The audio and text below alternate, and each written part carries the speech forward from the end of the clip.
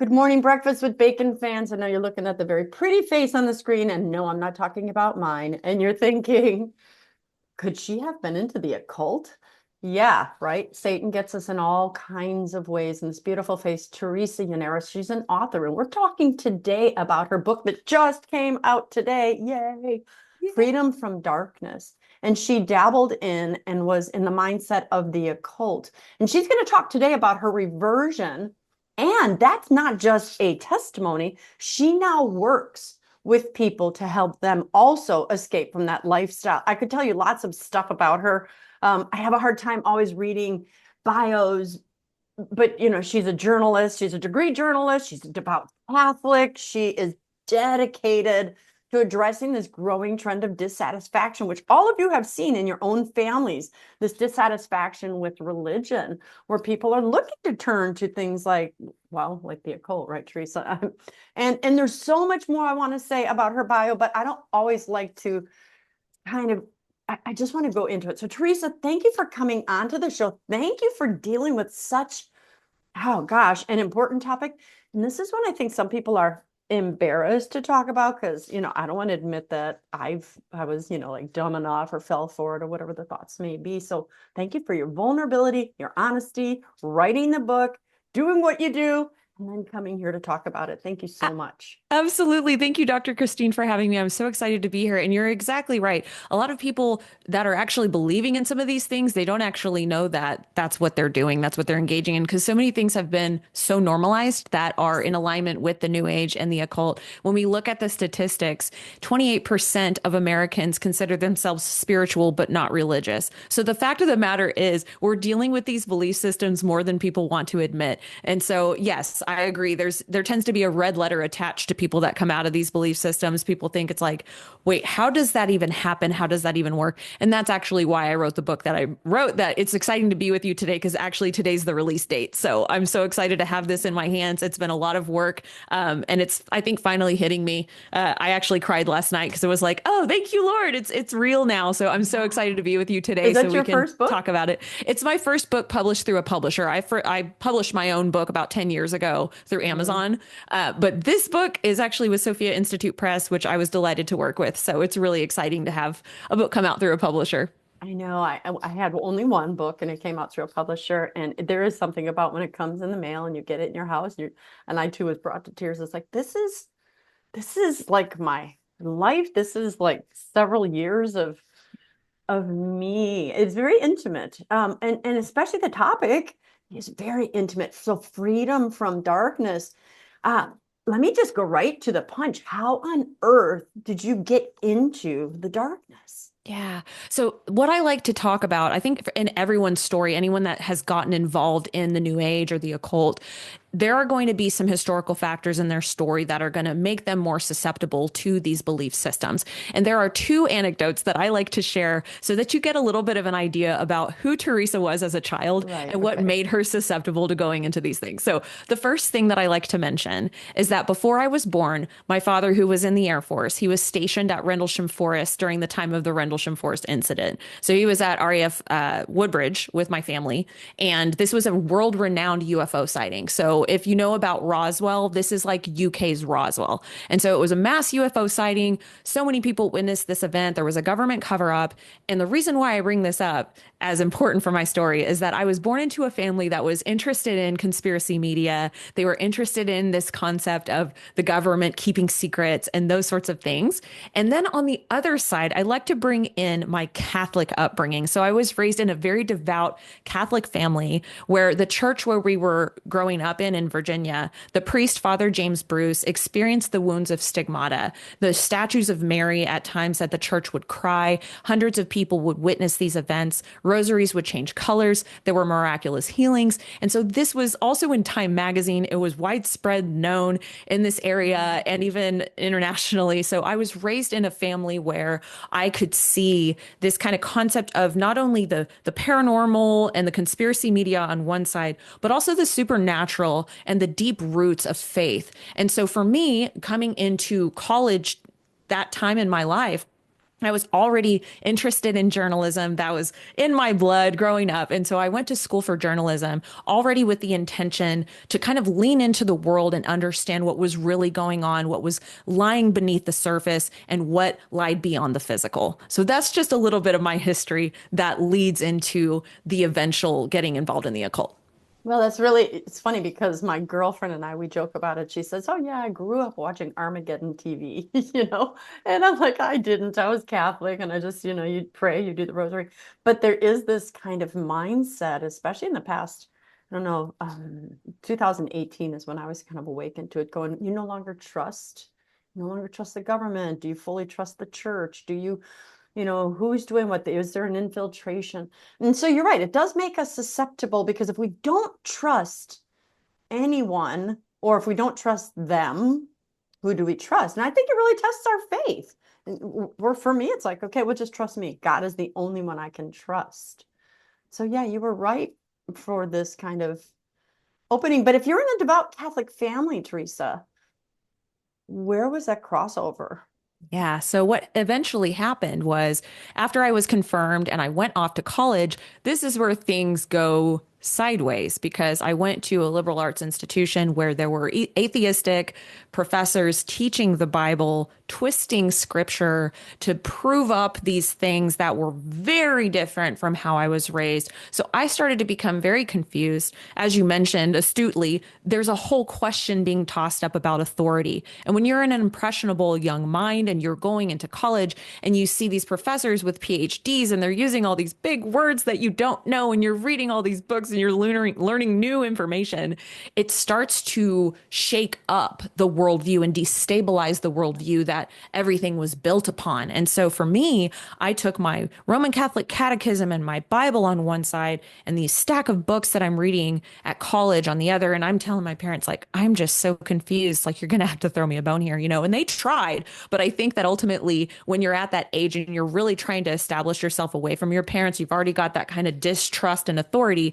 How it played out for me was, well, I guess I really just think that the Catholic Church is probably just there to manipulate and control people. I believe in God, but I'm just really confused about the concept of authority and who can really tell us how to live our lives. And so I ended up detaching myself or disaffiliating myself from the Roman Catholic Church, going off into my professional career. And about 5 or 6 years later, I met a person who was really into deep conspiracy and the occult. I started to get interested in deep conspiracy, alternative history, ufology, these sorts of things that I was already predisposed to being interested in because of my upbringing and childhood.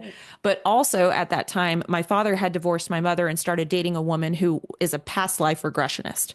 And for those of you who don't know, it's an occultist who essentially regresses, quote unquote, a person into an altered state of consciousness so that they can experience allegedly a past life, usually for healing some sort of trauma. Now, this is occultism, it's channeling, and these visions that people have are demonic visions. It's either them having their own that's in their head, or it's actually demons coming in and getting involved in that situation. And so my father starts to get interested in reincarnation. He sends me this book and he said, Teresa, you have to read this book. It's really interesting. It's by Dr. Michael Newton. It's called Journey of Souls. And it talks all about how he spent 10 years regressing his patients into the life between lives, where before they would reincarnate again. And so he has put together an entire understanding in the last 10 years of what that process looks like and what happens to a soul after it dies and before it reincarnates again. So I start to read this book, and my partner at the time had a PhD in physics, and he's like, I'm a scientist. I want to know if this works.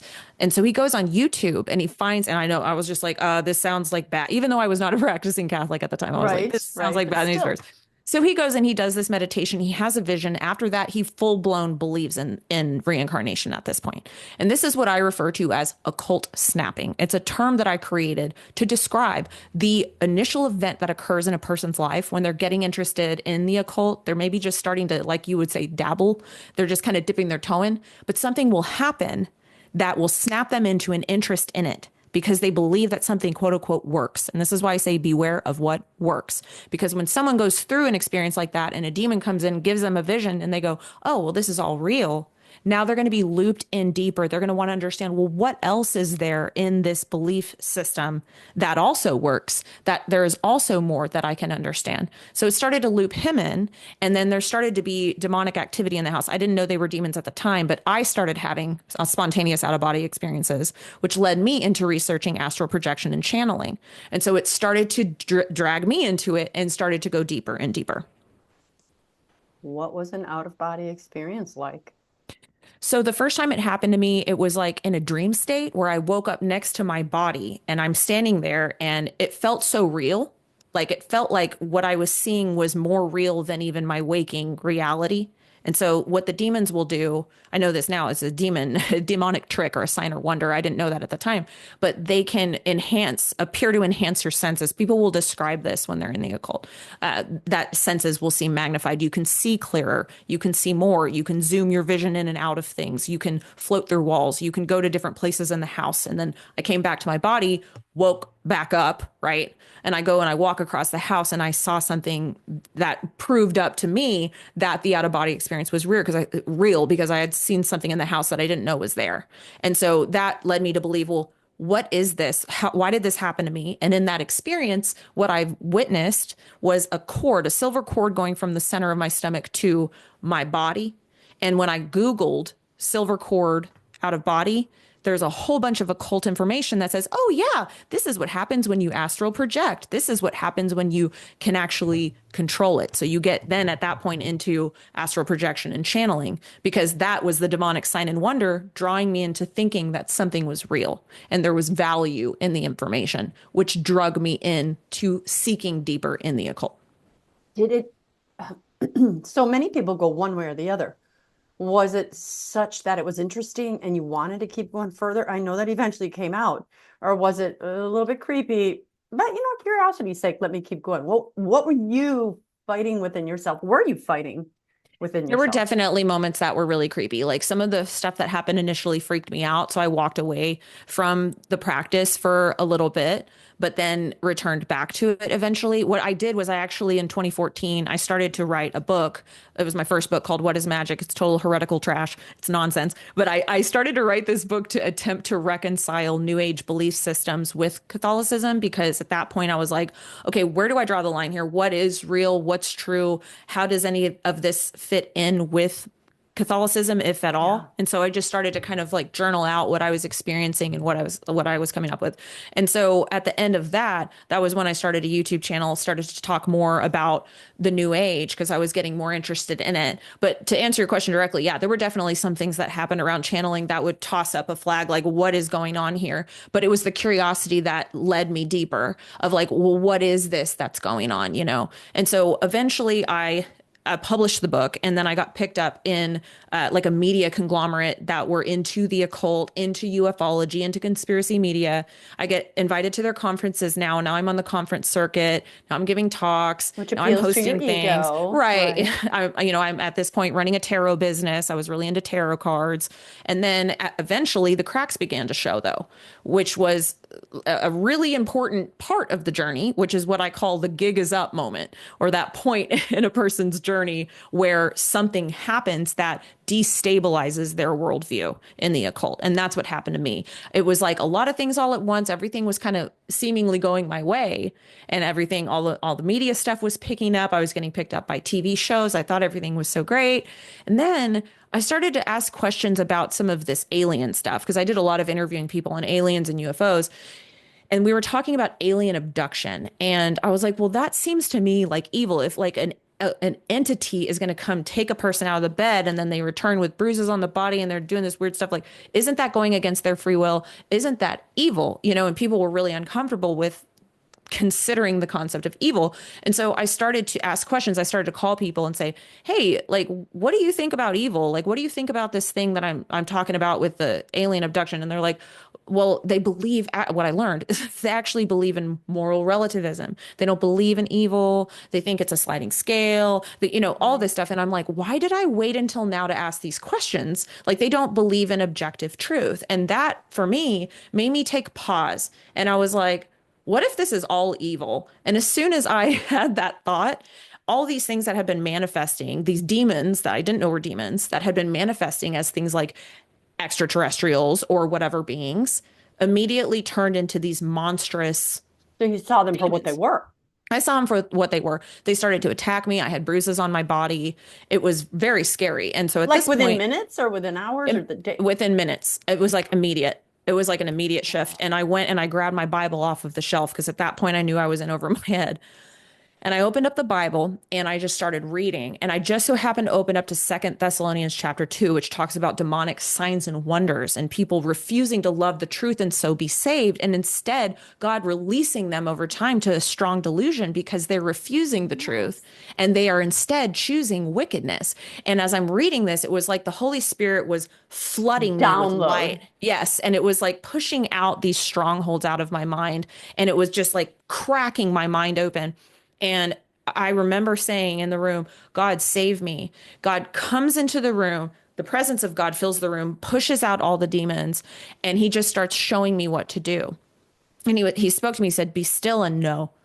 And I'm fighting your battles. And I learned how to submit to the Lord because I had become aware of my sin and exactly how it was my fault that I had been taking these steps away from God. So I threw away thousands of dollars worth of books and the tarot cards and all of the things, crashed my business to the Like ground. that day? Like you started doing it that Immediately. day? It was very immediate. And so, yeah, after a few weeks of this and like even going on my YouTube channel and like talking about tarot is evil. I'm so sorry. I've been misleading you thousands of people for these years. Like I was devastated. I was so distraught. And I ended up just, crashing all the media down for a while and then going and learning about Christianity and spending my time in the Word around Christians. I ended up going to seminary for a period of time and then eventually starting to actually get called into ministry to help other people, which is what I've been doing for the last 6 years or so.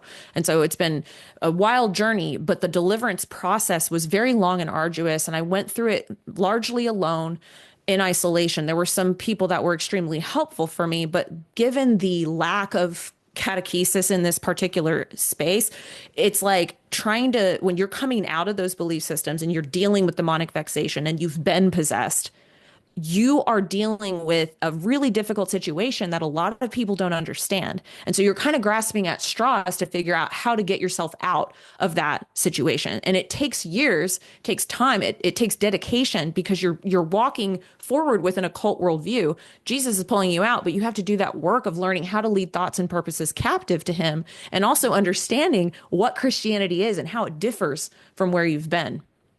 I don't even know where I want to go. There's so many questions right now. I'm thinking, first of all, the subtlety.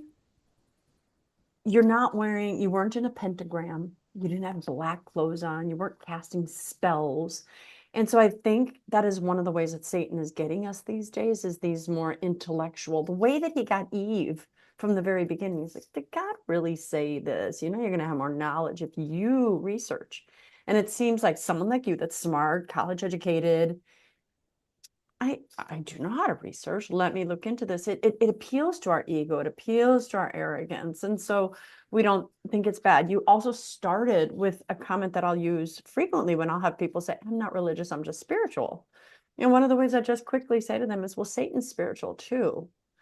And that's an introduction which kind of shocks them and says, well, what are you thinking about this? No judgment.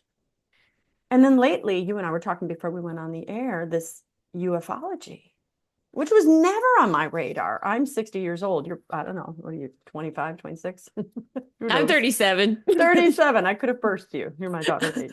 But yeah, I haven't really, yeah, we talked about UFOs and aliens when I was younger, E.T. and all those movies, but really lately, Teresa, the Lord has been bringing me podcast guests. The topic's been coming up. Daniel O'Connor, who's written his book on the alien deception. I had another woman on the show talking about her dabbling and dealing with it. And they're all saying it's demons. And here's why. And here's why also it cannot be Catholic. Here's why it can't, there cannot be another species in the world that is intellectual. There can be other species. We can go to Mars and find amoeba and whatever, or even animals. But people don't necessarily want to listen. I think we get enamored with our curiosity. Well, maybe. And so I'm really curious on the UFO part. Was that a big part of it? What did you learn about that? Because that's really where the questions are coming into me from other people these days. Is there going to be a UFO deception? Or you don't know, but if you were to know, how would you presume to answer that? Because it seems like, excuse me, a modern, up-to-date doorway. Like, oh, I'm tired of using that one. This is a 2025 doorway.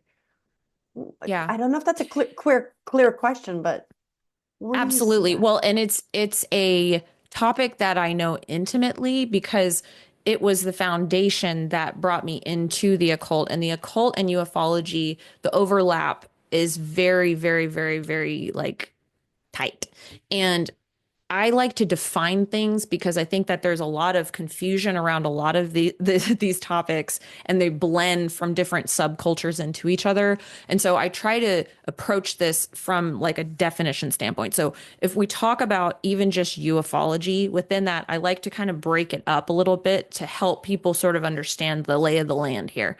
And so when we're talking about UFOs, even just UFOs, you have on one side the kind of like government cover up, more like military programs, UFOs that are human created, essentially, like black projects kind of stuff.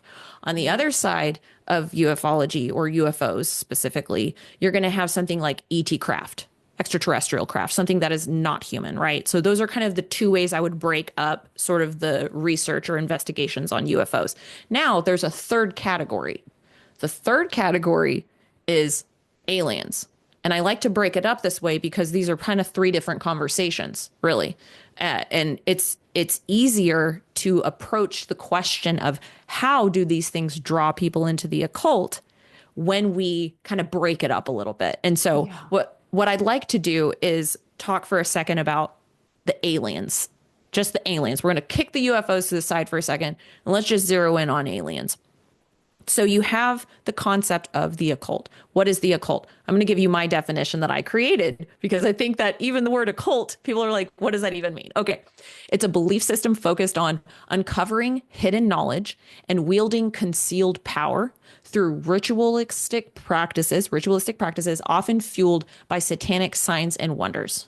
It involves two things, the light and the dark occult. The light is that shiny veneer, the thing that seems really nice. And the Hmm. dark occult is the dark occulted reality that these belief systems and these practices actually draw you into spiritual bondage. Now, I'm going to get even more specific. So when we're talking about the occult, I always like to throw people a bone. If you're talking about witchcraft, you're talking about the occult, you're talking about engaging in these things, it usually comes down to two words: invocation and or evocation.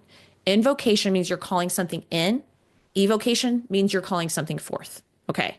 So as a foundation of understanding how does a person engage in the occult? Oh, well, they're calling in some spiritual force. They might even think they're calling in the Holy Spirit, but when you get in the weeds on what they're doing, they don't believe in God, right? So then what is that material that they're calling in? At that point, they've opened themselves up to demons to actually come into their body. This is where you get into things like demonic possession. Reiki is invocation. You're calling a power into yourself. That is an occult practice. It's witchcraft. Okay, so that's an example of invocation. Now, when we get into ufology, I'm going to tie a bow here, I'm going to bring us home. When we talk about alien contact, a lot of these people that believe in extraterrestrials, they believe in ET UFOs, we're going to bring the craft back in. They will go out. I've seen this happen. I've been to these things when I was in the occult. There are huge groups of people that will get together and they will go outside at night and they will, what they call them down. So what are they doing? They're actually evoking. They're putting themselves into altered states of consciousness. They're calling out to the ETs or whatever they think they are. Because why? They want to see something. They're evoking, meaning they have an intention to want to see a sign or wonder. This is where we get into Second Thessalonians chapter 2. It's people seeking for a sign of something outside themselves. They're interested in the paranormal. They want to see something that is beyond the physical. They want to see something they've never seen before. So they're curious about seeing these signs and wonders. And Satan does have a level of power on this planet right now to meet people where they're at. And so you see all kinds of crafts in the sky, things that move in weird ways. I think you get into a deception here where sometimes these places where people go to, the people running them, I think maybe in some cases are running it like a business, and they might actually be flying drones around on one side. So you got to even bring into the consideration here Right. that like humans are trying to make a lot of money because there's a lot of money around this, right? But then you also have that concept of groups doing witchcraft together. And so they're calling in and calling forth these things. So I think when we talk about ufology and the links up here with the occult, it's really important to understand what the occult is and how it comes down to invocation and evocation. Because if a person's getting interested in these topics, they can see, okay, that is witchcraft. I'm not gonna lean into that because it's a black hole. It draws people in to an obsession with conspiracy media. They get addicted to it. They get a hit off of the information. I call it information idolatry because they Mm-hmm. think that it's actually something that's going to save them. They get moved off of the path. We know that everything written in the Bible is good and profitable for reproof, for correction, for salvation, right? It's this switching over into, well, what Jesus is calling me to be in my life is that's not enough for me. I'm more interested in the paranormal and the unknown over here. We're also told don't concern ourselves with things too high for us. That's also scriptural. And so there's this kind of break that happens in people when they get interested in conspiracy media that draws them into paranoia. There's a lot, and I'm writing an academic paper on this actually. Paranoia, fear of others, and isolation. It happens. I've seen it happen many times. People start to lose their minds over these things because it's a bottomless pit that draws them deeper. I'm going to go on to you helping others in a second, but the two questions I wanted to know is how long were you in it from your first taste until when you're like, ooh, that moment when you were pulling out the Bible? About four Years? years. About four It was years? And you were how old-ish when you pulled out? about 26 to, well, let me think about that. 26 to 30. That's about right. Because I've been in ministry it was like 26 to 30 years old, coming out of it, going through that deliverance process for a Mhm. couple of years, and then getting called into ministry. That's probably about right ish. My next question area is you now help others, and I forgot what you specifically call it, to get Yeah. out of this. Look, let me look her up. Oh, Tracy Yanaros, hi, I'm in the occult. Can you help me out? Right? I'm sure it Yeah. doesn't look like that.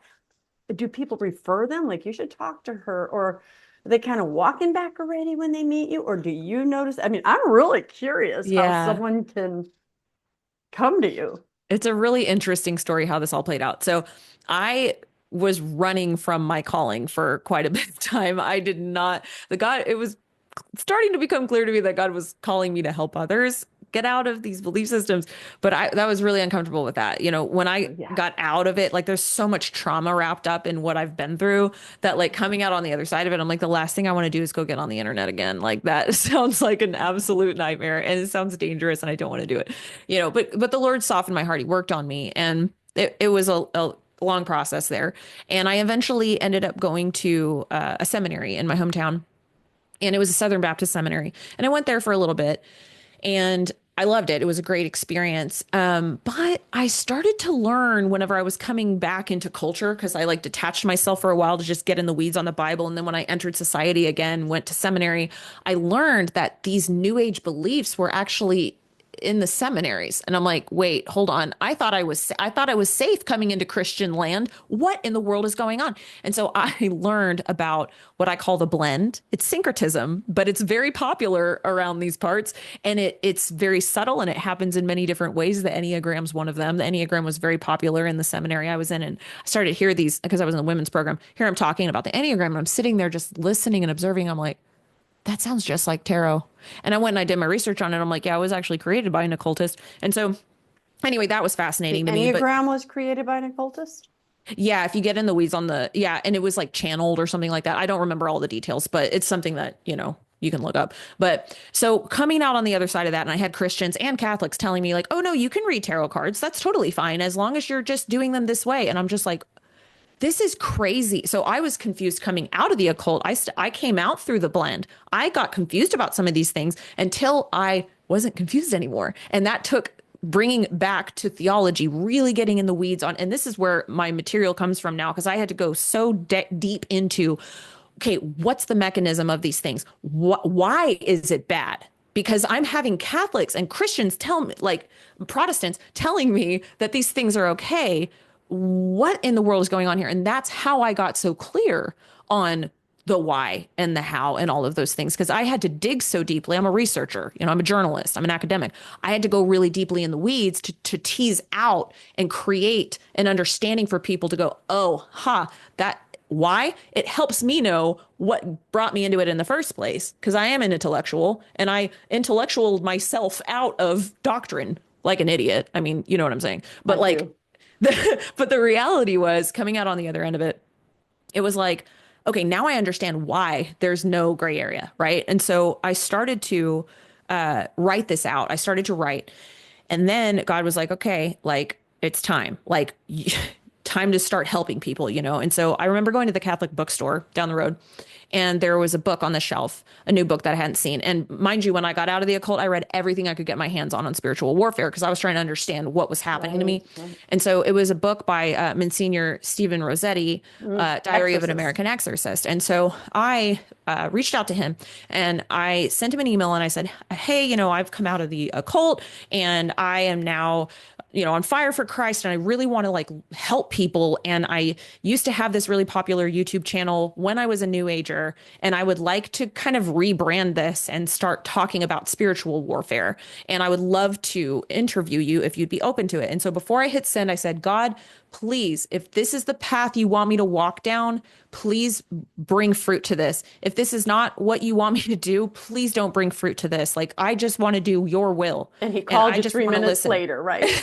Well, and so I sent the email, and then that night I go to bed, and then when I woke up in the middle of the night and there were 2 demons in my room. It's the first time that I had seen demons since I had left the occult. Right. And I wasn't scared. I was just like, oh, okay, yeah, I'm being called into ministry. It was clear. So I just roll over, go back to sleep, wake up in the morning, and I have an email from the exorcist. Yes, I'd love to do the interview. So I do the interview.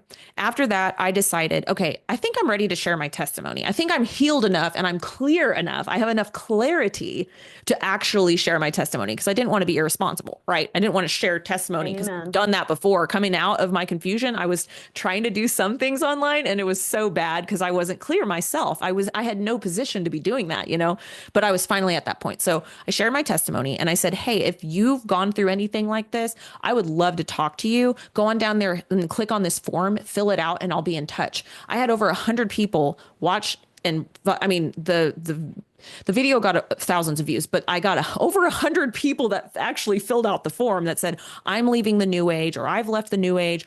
I'm confused about this. This is what I'm struggling with. I need help with these things. And so I just start picking up the phone. I start talking to people from all over the world. I'm recording the calls. I'm like cataloging all of what they're saying, and I'm taking copious notes, and I'm like, thank you so much for sharing this with me. Can I call you back if I have any other questions? And so I just start pulling all this data together, and I found that people were having the same experiences that I was having, and I knew how to help them because I'd come out of it. And so I ended up putting together a group of them that I was confident that I could help, that were ready to do that work. Right. And then so I put them into like an 8-week program where they went through the curriculum that I created to help them actually dismantle, I call it dismantling, the occult worldview and anchoring them to Christ. And so that was back in 2021.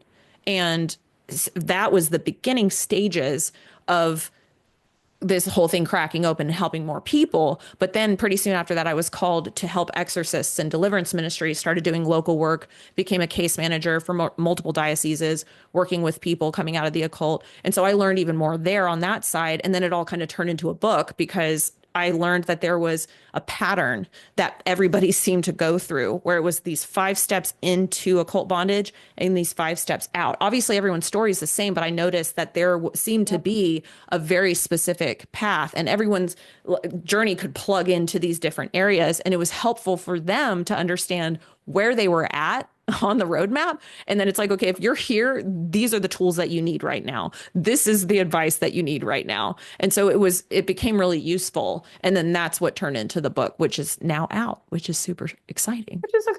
Again, a million questions. Maybe we'll take this show for 3 hours. Just kidding. Okay, so are you able? I know we want them to buy the book, and I think it's not going to stop people from buying the book anyway. But can you tell us, like, even bullet, what are the names of the steps or a couple of the steps Yeah, on yeah, the yeah. way In in? fact, oh, this is kind of fun that I can do this with you now because I actually have the book. I can show you. This will be the first time people are seeing the, well, actually, these are, I think I have this on my website, these infographics, because I'm an infographic girl. I'm a visual learner. And so I love to have infographics. Plus, the material is very heavy. And so I like to kind of lighten and brighten things up by using fun infographics because it Mm-hmm. kind of brings some levity to the situation. Let's see if this, you can see this. But so this is part one Okay, I into can see it, occult but I can't bondage. read it. Okay, So if I'll it's read it to you. Okay, so okay, you've got gateway factors, and we talked a little bit about this in my own story where I say there are usually some historical factors that get people into it. Then you have the occult anchoring process, where we talked about occult snapping, right? So the yep, thing that's going to yep. draw them in. Then you have what I call down the rabbit hole. That's where you go, what else is going to work? And you start going, woo, woo, woo, woo, woo, right? Then you have the shiny veneer. So you find that people in the occult, there's a point in their story where they actually think they're flying high. Because when you're fully in an occult worldview, you think everything's great. You're walking happily into perdition. Total sin. That's Because, how we yeah, do it. It's yeah. beautiful at first. And so there becomes a like a mechanism there where then you have your gig is up moment. We talked about the gig is up moment.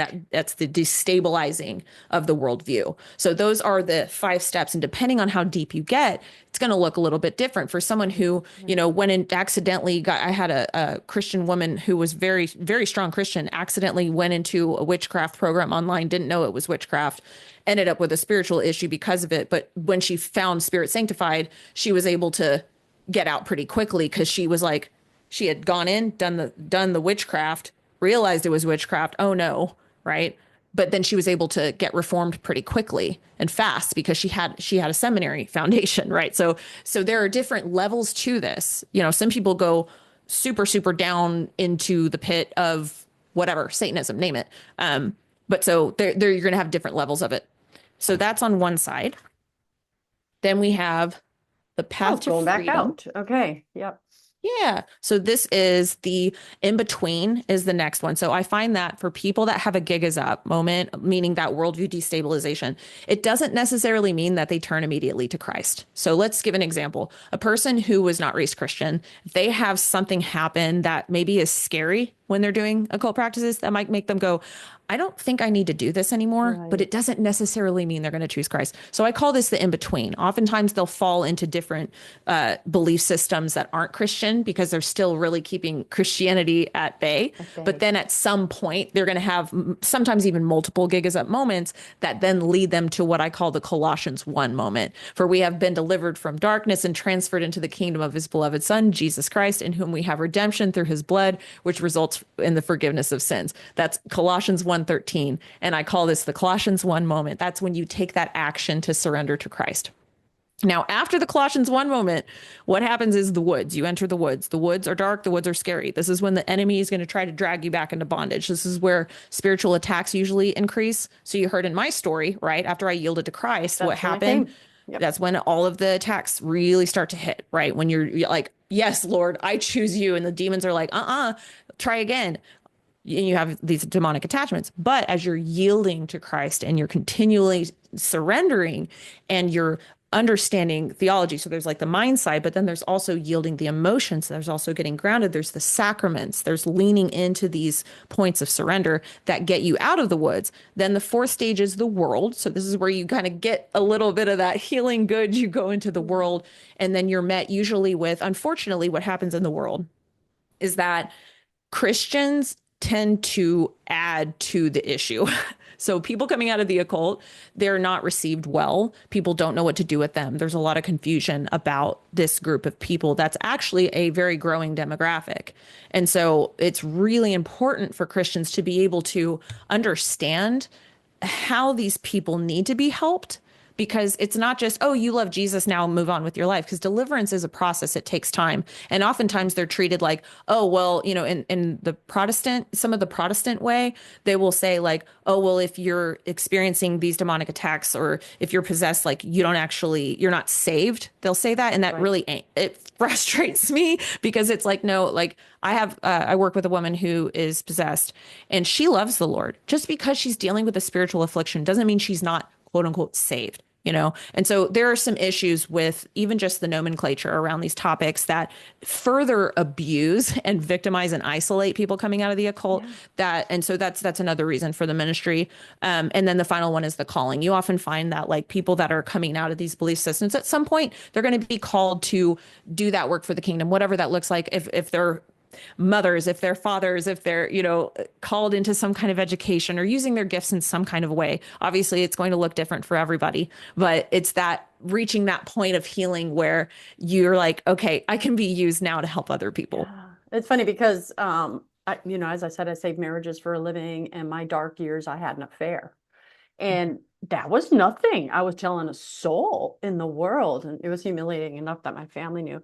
But it too took this healing process to where you go through, yeah, some people know it, and then no, it doesn't own you anymore. And then you realize it was just a then. You see how you were tricked, you see how you were deceived.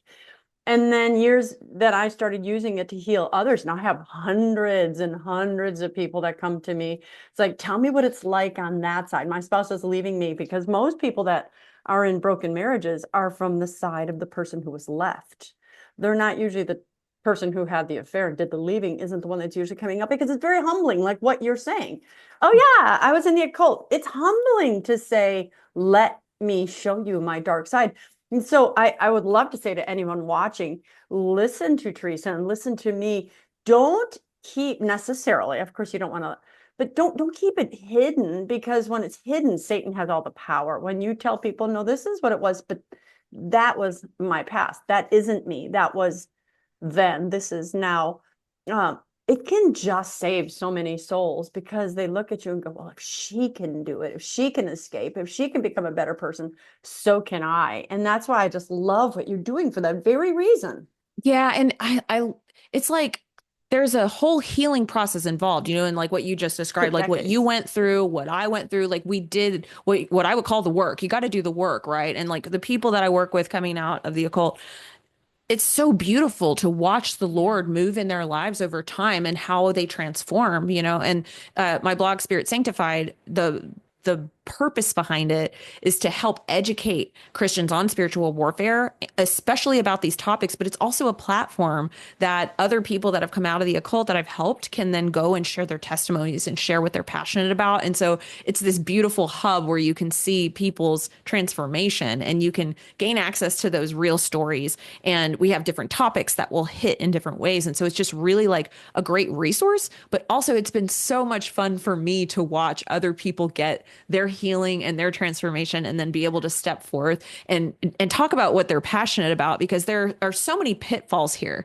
The occult is so far and wide. There are different names for all these different kinds of things. We've brought it down to the core and we've talked about the foundations to help people be equipped, because the names of the things are going to continue to morph and change, but it's all undergirded by the same thing. It's this pride. It's this narcissistic way of living, thinking that we can move forward in our lives and reach some level of spiritual growth without the blood of Jesus Christ. It's just impossible. It's not real. It's called false sanctification, is what I call it. It's where people think that they're actually doing something of value for their souls, but really they're just being locked underneath, perishing, locked on what's spiritually dead and is not life-giving for their souls. And this is why people get lost in the occult. And then at some point, hopefully, and we're going to keep praying them on in, but they feel that emptiness. And that's something I hear a lot, is that once they just keep going down that path, at some point they're like, why do I feel so empty? And it's because of that, what I know we all like to call that Jesus-sized hole in the heart, It's so funny. Do you remember, sadly, when they had the mass shooting at a Walmart in Virginia?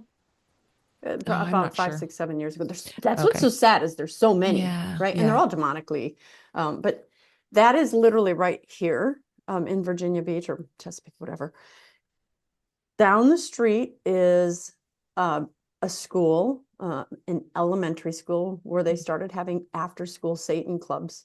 literally cross the street, the boulevard, just cross the street, and there's a tarot card reading right there. And then if you go the street this direction, about 300 yards is the Walmart where there was a shooting.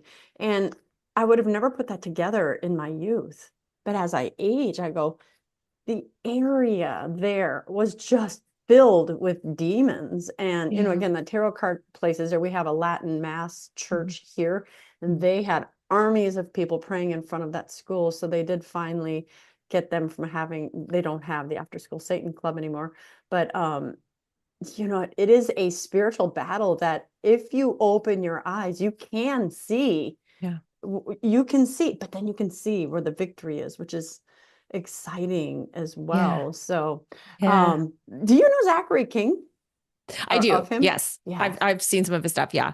Yeah, he's another one. A satanic high wizard, and as you were going through those stages, a former satanic high wizard. He's a devout Catholic as well now. But going through those stages that you're talking about, how he got into the magic and Mhm. how all the shiny, and then this moment where, he took part in 146 ritual abortions, and he's just like, there has to be more. This isn't filling me. It's not feeding me. And the guilt of it anyway. And well, you can go find his story somewhere else, but it was a miraculous medal someone handed him, and then Mhm. in a second the whole world disappeared, and the Blessed Virgin was in front of him, and she Yeah. said, when you did that, that was of Satan. When you did that, that was of Satan. And he instantly knew in that moment that the Catholic Church was true. Went to a Catholic church the next day. He'd never been. Anyway, it's just amazing when I listen to people like you that have been through these stories. They're different, but they're all, Satan is just not a creator. He just keeps copying the same patterns over and over again because he can only have what God allows him to have. Yeah, and it's fun how I just went over very briefly the 10 steps and you're like, "Oh, and you can overlay it pretty Mhm. quickly over someone's testimony." So Yeah. it's really something that I think what I've watched it do is it's cracked open so many opportunities to have conversations because once people see this and we're like having a conversation together, you're able to kind of, since you've added words, you're creating a lexicon now. People can come in and their minds can kind of open up to the different areas and go, okay, well, what tends to happen here? Okay, what happened to him in that particular space, Yes. And Mhm. so it creates a web where like when you go into any of these testimonies and you're thinking about that deliverance roadmap, it helps to see where the shifts happen in the story. And then you can identify certain parts of it that were incredibly important to the person. And when you talk about the system I built for dismantling occult anchors, that's really the bread and butter of what I help people do. It's that mechanism that helps them detangle the worldview, because ultimately what happens is they're identifying meaning somewhere where they're believing a lie attached to something in their past. And this is where even just human confusion, but also the demonic, maybe. Should we send them to your blog to learn, or should they contact you? I mean, what should we do with people? Let's do this. People who are coming out of it, they're like, yeah, that sounds like that might be me. What should they do? Yeah. Okay. So spiritsanctified.com, that's the central hub. There's a contact form if you need to contact me directly, but I do have resources there already for you. I've got a course called the New Age to Jesus Boot Camp that you can just go through. It's an arsenal of all of my material in one place for anyone fresh out of the new age that really needs that foundation. So that's number one. Also, number one, in conjunction with that, Freedom from Get the Darkness, book. sophiainstitute.com/freedom. This is really going to be amazing for someone immediately coming out of the occult so they can get grounded, but also for any Catholic who really needs to understand. I would say any Catholic, every Catholic, 28% of Americans, spiritual but not religious, this is going to reach or touch your life. So really having an understanding on how these things work is going to be very useful. But yeah, so spiritsanctified.com, that's where you'll be able to access any of the blogs, the free resources, contact form, and all of that. And then I have a YouTube channel as well, Teresa Yanaros Official. Because she didn't say that fast. I'll have it in the show notes so you can. She talks like she's young and full of energy. So, yeah, so you just kind of answered the question too. If I have a sibling or a friend or a child that I think might be dabbling, start with the book, start with the website, Definitely. maybe Yep. get both. Yep. Wow. Okay. Well, I'll just, any other questions I have, I'll ask you privately. All you guys have to get the book and get the information. I don't usually drink on the air, but I don't want to cough. Um, Name one thing you'd have our viewers do differently as a result of something we talked about today. Give them an actionable principle. Learn the concept of surrender and what that means to Mm, surrender to Christ in your life every day. you win points with me, because that's what I give all of my clients who are fighting for their marriage, standing on their vows. I give them the surrender novena. It's like Jesus has all the Mm, power. Let's surrender to him. It's beautiful. wonderful. Okay, another Mm. question. Actually, second last. Should have been flipped around.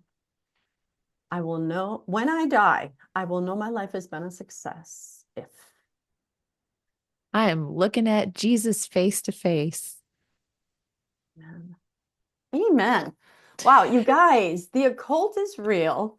It is not always in your face, Pentagon, black clothes, black fingernails, and spells that you see. It is sometimes, much more often, I would say, insidious. Satan is trying to get every soul he can. Take it from what Teresa said as well. Get your hands, excuse me. Let me do that again. I'll edit that out. Get your hands on her book, Freedom from Darkness. Put it into the hands of people that you think might need it. Go ahead and heck, read it yourself, and you just let people think, oh my gosh, this is an interesting book, because some people may not be receptive to the idea that you think that they may be dabbling with something that they're not supposed to dabble in. Go, as we said, it's in the show notes. You get your copy of Freedom from Darkness by sophiainstitute.com/freedom. And again, don't worry about it. It's right here in the show notes. You can get a hold of Teresa again by going to, make sure you say, because I have it written. Her blog is SpiritSanctified.com. spiritsanctified.com. I didn't want to look at my notes, but spiritsanctified.com is a very interesting blog anyway, to get to understand what's going on in our world out here. You've got to stay aware of what's happening. When we do meet God, he's not going to say you were allowed to go, la, la, la, la, la, I'm not listening to you. He's going to ask you why you didn't educate yourself, why you didn't pay attention. Please go learn. It's happening everywhere, every state, every city. It's insidious. Satan wants your children. Satan wants your siblings. Satan wants your marriage. Satan wants your soul. He's very, very real. And also pay attention to what's happening in the skies, as we're starting to hear so much more about UFOs, ufology. It's it's happening. It's happening, you guys. So just learn what God says about those topics. I think I'll stop right there. Also, I'd love it if you'd signed up for my newsletter. I'd love it if you signed up for my Instagram, Facebook, all that stuff. It's here in the show notes, but my newsletter, you can find it at breakfastwithbacon.com, breakfastwithbacon.com. And I would love to keep you up to date on the great shows. When I have shows like this, these wonderful guests that have come on, and let you know who's out there. We have dealt, all of my viewers know we have dealt with censorship. Hopefully now we won't have to, effective yesterday, but it's very real. And there will be a day, because, until the Antichrist makes his appearance, where you will no longer get this information sent to you. You will need to be proactive at getting information at people that you trust. Hopefully you trust Teresa. Hopefully you trust me. Sign up for her newsletter, anything that she has, and all those people that you trust, so that you can get the information from them or go directly to their websites. It's just getting to that part in our life and our history. It's crazy to say, but we're going to have to start protecting and searching for truth, and not just accepting everything that we see out on the outside. So much conversation. Sorry, guys. This has been a great show, Teresa. I appreciate your energy, your wisdom, the fact that, and I was joking about in the beginning, your youth, because I think we have this idea of what people look like. So you get this young, beautiful, energetic person saying, look, I was there, now I'm not. God is going to use that, your inner beauty and your external beauty, to help save souls. So thank you for keeping that in the right place in your priorities. Well, thank you, Dr. Christine, for having me. This was a wonderful conversation. I appreciate you and your work. Oh, as well, I'm going to get my hands on that book. I couldn't get it before today, guys, because it only came out today. So I want to get my hands on it as well. And you've been watching Breakfast with Bacon. And I'd like to remind all of you, no matter how dark it gets, to continue to live your life. Sunny side up. Yes.